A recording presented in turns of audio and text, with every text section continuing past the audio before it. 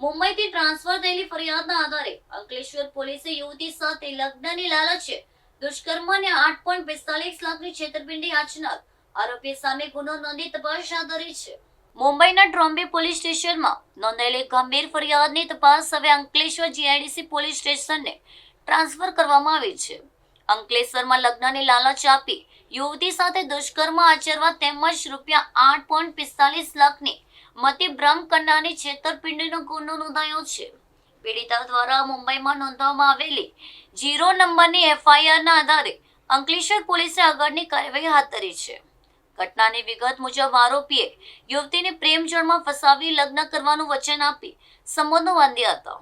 લગ્નની લાલચ આપી આરોપી અવારનવાર યુવતી પાસે અલગ અલગ બહાનેથી લાખો રૂપિયા પણ પડાવી દીધા હતા.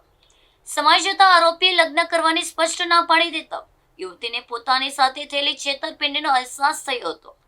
અંતે પીડિતા હિંમત દર્શાવી મુંબઈના ટ્રોમ્બે પોલીસ સ્ટેશનમાં ન્યાય માટે ફરિયાદ નોંધાવી હતી.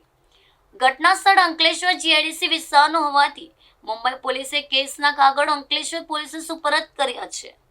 અંકલેશ્વર જીઆઈડીસી પોલીસે આ મામલે ગુનો નોંધી આરોપીની ઝડપી પડવા ચક્રો ગતિમાન કર્યા છે.